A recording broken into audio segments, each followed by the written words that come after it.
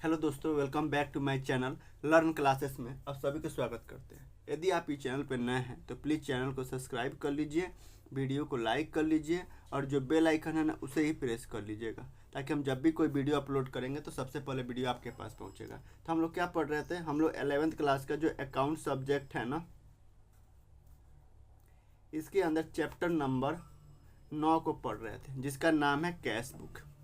Cash book Hindi में क्या कहते हैं, रोकर बही।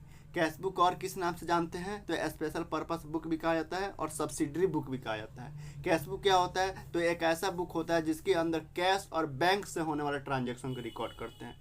कैश बुक जो है वह 4 प्रकार का हो सकता है। पहला सिंपल सिंपल कलम सिंपल कलम कैश बुक। दूसरा जो है डबल कलम कैश बुक। तीसरा जो है ट्रिपल कलम कैश बुक। और चौथा जो होता है वो पिट्टी कैश बुक होता है, यानी खुदरा रोकर बही, पिट्टी कैश बुक। तो हम लोग सिंपल कलम कैश बुक, जिसे हम सिंगल कलम कैश बुक भी कहते हैं, इसके बारे में हम लोग ऑलरेडी पढ़ चुके हैं। ठीक है, हम लोग क्या पढ़ रहे थे, हम लोग डबल कलम कैश बुक के बारे में पढ़ रहे थे और हम बताए थे कि डबल कलम कैश बुक को भी डबल कलम कैश बुक भी 3 प्रकार के हो सकते हैं। पहला कैश बुक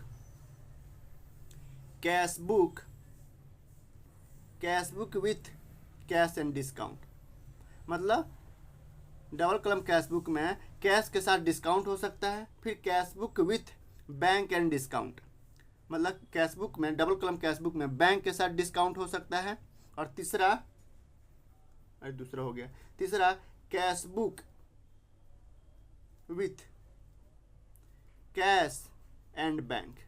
मतलब डबल कलम कैश बुक के अंदर कैश और बैंक का कलम हो सकता है। मतलब डबल कलम कैश बुक भी 3 तरह के हो सकते हैं। पहला cash book with cash and discount, मतलब एक डबल कलम कैश बुक में एक 2 कलम ओपन हो सकते हैं, जहां एक कलम कैश का होगा, दूसरा डिस्काउंट का होगा, क्योंकि कैश के साथ डिस्काउंट भी आता है। उसी तरह डबल कलम कैश बुक में बैंक और डिस्काउंट हो सकता है। और तीसरा कैश बुक के अंदर कैश और बैंक हो सकता है, जिससे मतलब कॉन्ट्रा एंट्री जो है ना, कॉन्ट्रा एंट्री क्या होता है मैंने ऑलरेडी डिस्कस कर चुके हैं। तो कॉन्ट्रा एंट्री जो है ना वो डबल कलम कैश बुक के अंदर कैश एंड बैंक कलम में करते हैं। तो चलिए बिना देरी किए, मतलब हम बताए थे। देखिए, एक और चीज़ मैं आपको बताना भूल गया था, बताना जो बेहद जरूरी है। एक होता है बैंक ओवरड्राफ्ट। ये बैंक ओवरड्राफ्ट क्या होता है? बैंक ओवरड्राफ्ट का मतलब है कि किसी व्यक्ति या फर्म द्वारा अपने जमा पूंजी से ज़्यादा पैसा निकाल लेना बैंक ओवरड्राफ्ट कहलाता है। जैसे मान लीजिए किशन ने एक बैंक ओपन किया और बैंक के अंदर जो है ना उसने 25,000 रुपये जमा किया है, लेकिन उसने बिजनेस के नाम पे उसने 35,000 रुपये बैंक से निकाल लिया। तो जो 15 मतलब जमा इसका 25,000 रुपया था बैंक के अंदर, लेकिन निकाल लिया है 35,000 रुपया। जो 15,000 ज़्यादा निकाला है ना, निगेटिव में जो पैसा निकाला है, जो ज़्यादा पैसा निकाला है ना, यह है बैंक ओवरड्राफ्ट। यानी किसी व्यक्ति या फर्म के द्वारा ज़्यादा अपने जमा पूंजी से ज़्यादा पैसा निकालना है।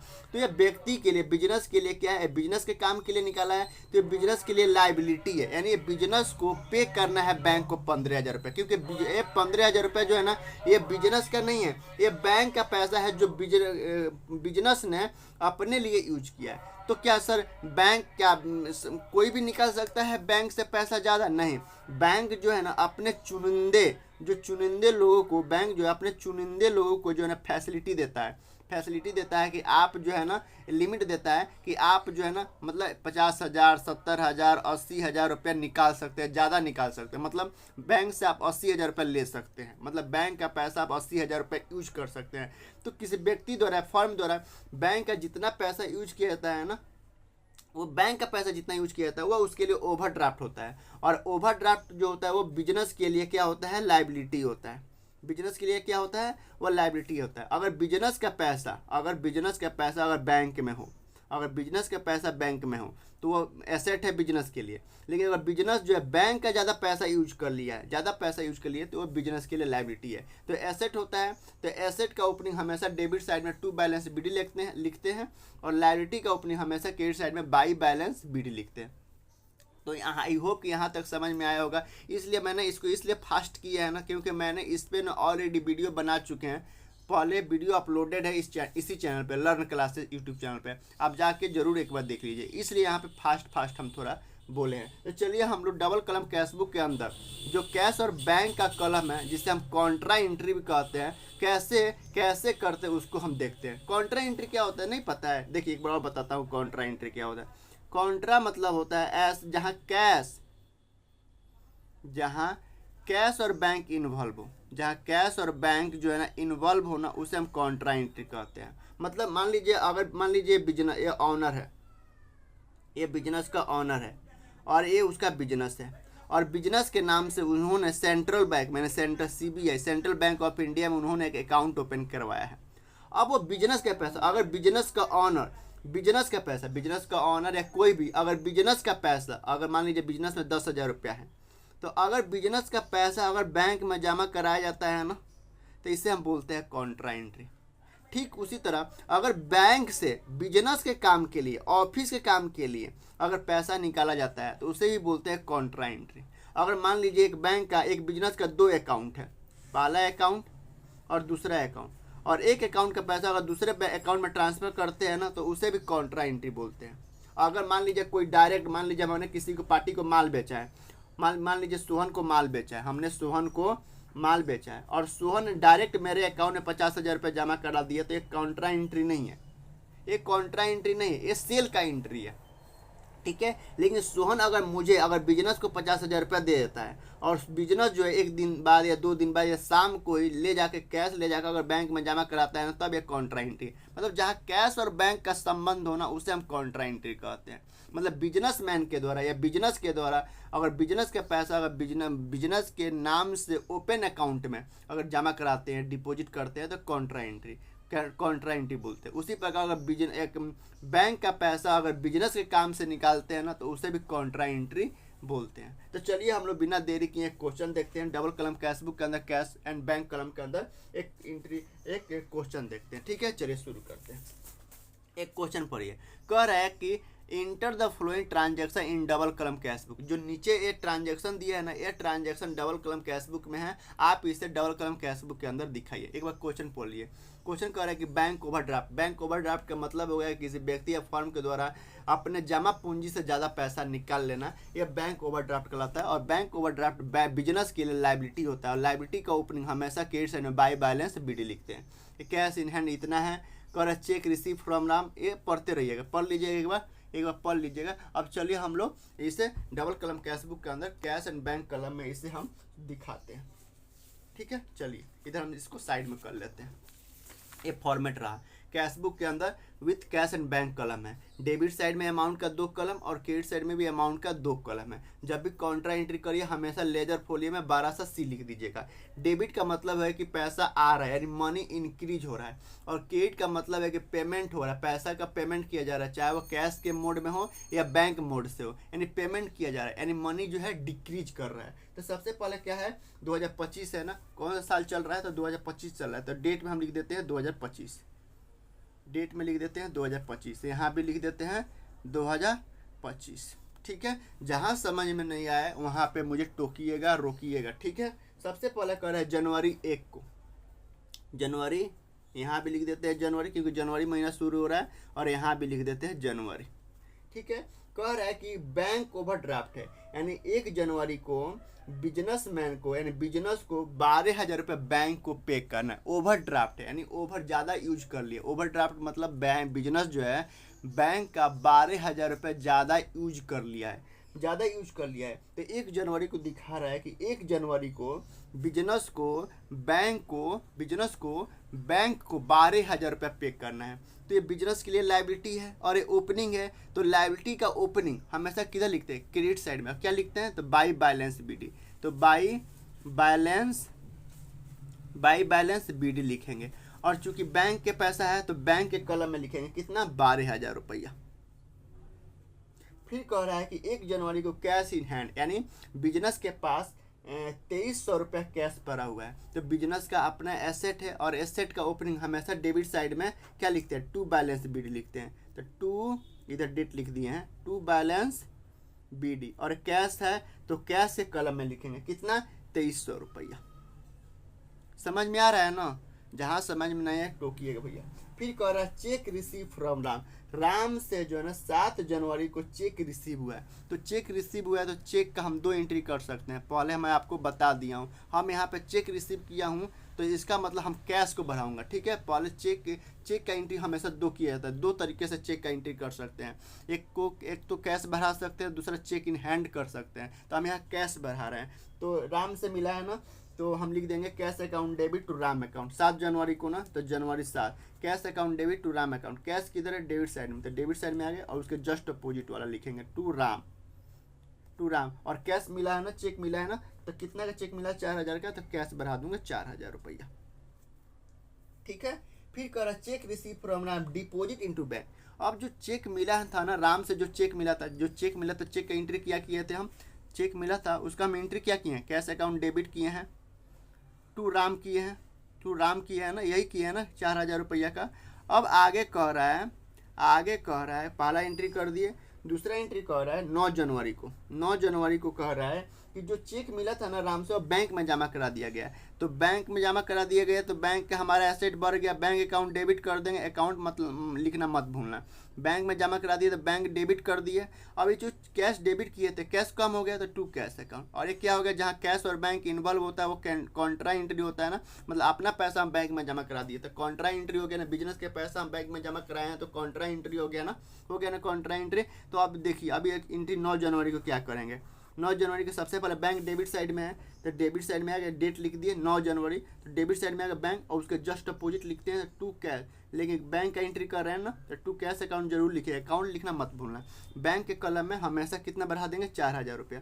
और एक कॉन्ट्रा एंट्री है तो लेजर फोलियो में 1200 सी लिखना मत भूलिएगा। फिर कैश किधर? क्रेडिट साइड में, तो जनवरी 9 क्रेडिट साइड में, तो बाई बैंक लिखेंगे, बाई बैंक अकाउंट, ठीक है। और कैश के कलम में 4000 रुपया कम कर देंगे। अब इसका मतलब देखिए ना, यहाँ पे मतलब समझिए, इसका मतलब डेबिट मतलब पैसा बढ़ रहा है, इंक्रीज कर रहा है। बैंक में 4000 रुपये इंक्रीज कर रहा है, क्यों बढ़ रहा है? तो कैश यहाँ पे कैश कम हो रहा है, यहाँ पे क्रेडिट साइड में कैश कम हो रहा है, डिक्रीज कर रहा है, यहाँ पे इंक्रीज कर रहा है, ठीक है। तो एक कॉन्ट्रा एंट्री है, कॉन्ट्री जहाँ कैश और बैंक इन्वॉल्व होता है और अपना ही पैसा हम जमा किया है ना, बिजनेस का ही पैसा जमा किया है, तो कॉन्ट्रा एंट्री है।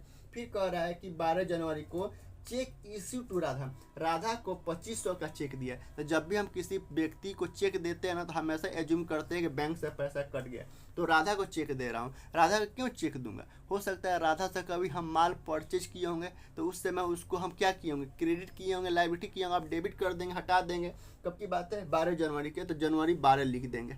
क्या? तो हमने राधा को चेक दिया ना, तो Radha account debit, Radha debit to bank, bank credit side में, तो बाई राधा। और चेक दिए है ना, कितना का चेक दिए हैं भैया? चेक दिए 2500 का, तो बैंक के कॉलम में बैंक से हमारा 2500 रुपया कम हो गया, बैंक में 2500 रुपया कम हो गया, डिक्रीज हो गया। ठीक है। और राम का चेक अनादृत हो गया। जो राम चेक दिया था ना, ये जो राम चेक दिया था, तो चेक दिया था तो cash account debit to Ram account किए थे, फिर उसको बैंक में जमा कर दिया, bank account debit to cash account. अब ये चेक जो है ना 15 जनवरी को, बहुत बढ़िया है, कह रहा है कि राम चेक डिजॉनर, राम का चेक जो है ना डिजॉनर हो गया। डिजॉनर का मतलब होता है किसी कारण जो है ना वो चेक जो है वो बेकार हो गया। हो सकता है कि उसमें अकाउंट नंबर हम गलत लिख दिए हैं, हो सकता है उसमें डेट जो है ना मेंशन नहीं किए हैं, हो सकता है अकाउंट में पैसा नहीं है, हमने पैसा उसमें दिखा दिए, अमाउंट दिखा दिए, बहुत सारे रीजन हो सकता है कि चेक हमने सही से भरे नहीं है, इसलिए चेक जो डिजॉनर हो गया। डिजॉनर का मतलब यह बैंक द्वारा एक्सेप्ट नहीं किया गया, किसी भी कोई रीजन हो सकता है, इसीलिए चेक डिजॉनर हो गया। तो जैसे चेक डिजॉनर होगा तो हमारा क्या होगा?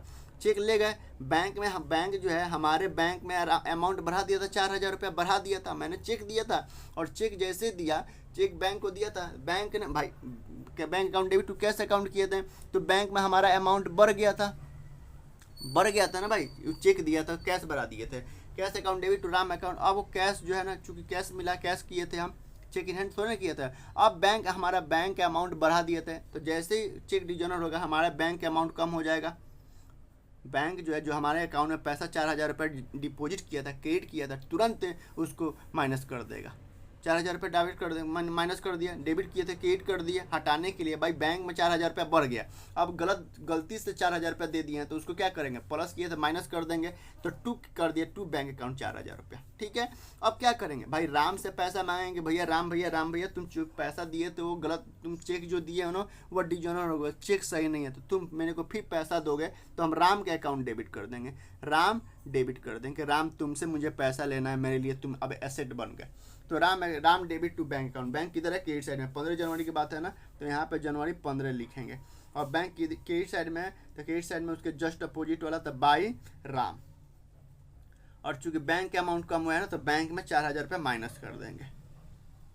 यहाँ पे बैंक में देखिए ना 4,000 रुपये बढ़ा था, अब बैंक में 4,000 रुपये कम हो गया, फिर हो गया, फिर 15 हो गया, 15 दिसंबर, फिर कह रहा है हाँ 20 जनवरी कर रहा है ना, कह रहा है money withdrawal from bank for office use, यानी ऑफिस यूज के लिए, मतलब पर्सनल यूज के लिए नहीं, बिजनेस के काम के लिए 3400 रुपये बैंक से निकाला गया। तो 3400 रुपये बैंक से निकाला गया तो एक तो कैश बढ़ गया भाई, गया बैंक गया पैसा निकाला तो हमारे हाथ में तो कैश आ गया, कैश अकाउंट डेबिट 3400 रुपया, और बैंक के अमाउंट कम हो गया था टू बैंक अकाउंट, और यहाँ पे कैश और बैंक इन्वॉल्व है तो ये हो गया कॉन्ट्रा एंट्री, और बिजनेस के काम से पैसा निकाला गया ना तो कॉन्ट्रा एंट्री। कैश किधर है, डेबिट साइड में, किस तारीख को है, 20 जनवरी को, तो जनवरी 20, कैश किधर है, डेबिट साइड में, तो डेबिट साइड में आ गया, लेकिन अंदर कौन आएगा, उसके अपोजिट, अपोजिट क्या है, टू बैंक है, टू बैंक, तो बैंक टू तो लिखेंगे ही लिखेंगे, to bank account, contra entry है तो लेजर फोलियो में टी सी, कैश क्या अकाउंटिंग कर रहे हैं ना, तो कैश के कलम में कितना 3400 रुपया बढ़ा देंगे,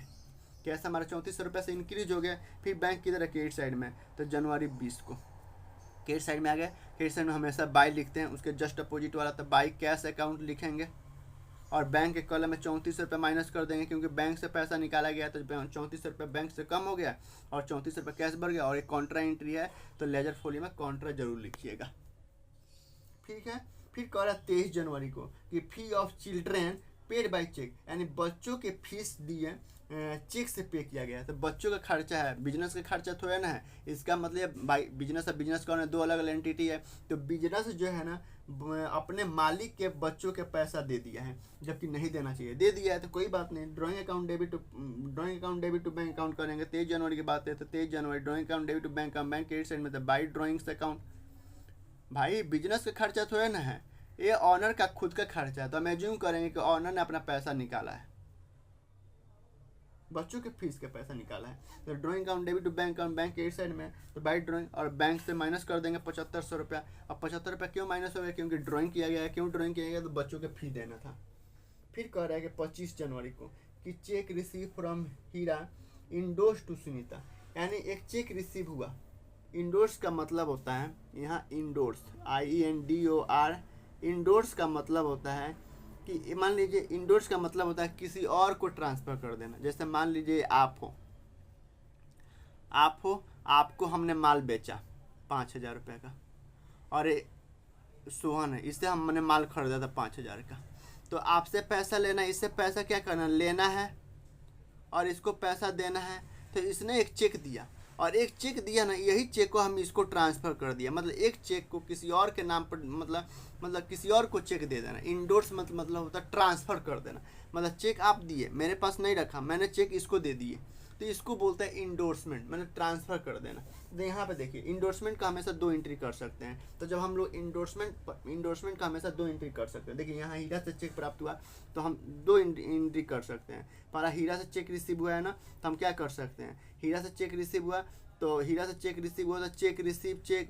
check in hand account debit कर सकते हैं, cheque in hand account debit कर सकते हैं, टू हीरा से रिसीव हुआ टू हीरा अकाउंट कर सकते हैं, टू हीरा अकाउंट कर दिए। अब ये हीरा के अकाउंट क्लोज हो गए। अब ये चेक जो है ना किसको दे दिया, तो सुनीता को दे दिया, तो सुनीता मेरे बुक्स में लाइबिलिटी था, लाइबिलिटी घट गया तो सुनीता अकाउंट डेबिट कर सकता हूँ, सुनीता अकाउंट डेबिट कर दूंगा to cheque in hand account कर सकता हूँ, to cheque in hand account. अब चूंकि चेक यहाँ पे cheque in hand account debit है, यहाँ पे cheque in hand account credit है, दोनों काट दो तो आंसर क्या हो जाएगा, Sunita account debit to Hira account हो सकता है। तो हम ये भी एंट्री कर सकते हैं कि Sunita account debit to Hira account. लेकिन यहाँ चूंकि हम चेक जो है जब भी चेक मिल रहा है तो हम कैश बढ़ा रहे हैं ना, कैश बढ़ा रहे हैं तो हम क्या करेंगे, कैश अकाउंट